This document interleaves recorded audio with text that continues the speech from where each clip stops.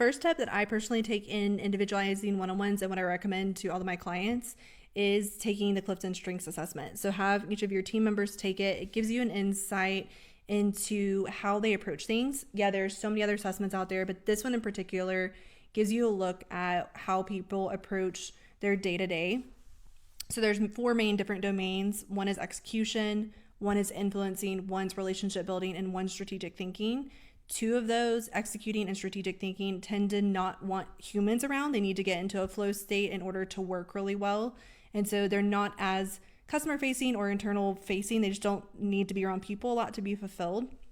Whereas influencing and relationship building people want to be around people. Those are the people that get up from their desk more often if they're in a high execution oriented job.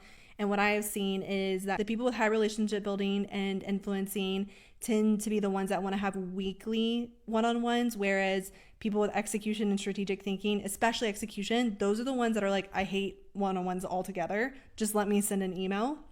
I actually was just on a call with someone who was like, meetings should be the absolute last resort. You should be able to do everything before you even get to a meeting. And he has super high execution strengths.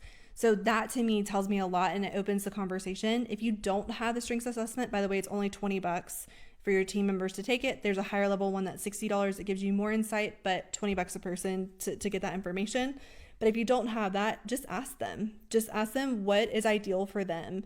Ask them what would be meaningful to them to stay aligned. A lot of them will just tell you. When I first work with teams, they tend to be very open about whether or not they even like meetings. Some people love it, some people don't, and that gives you a lot of information. But for me personally, if I was working with you one-on-one, that's absolutely what I would recommend. Actually, if we were working together, you'd already have their assessments anyway, because it's a requirement to work with me one-on-one. But that's absolutely where I would start with individualizing the process. Hope this helps.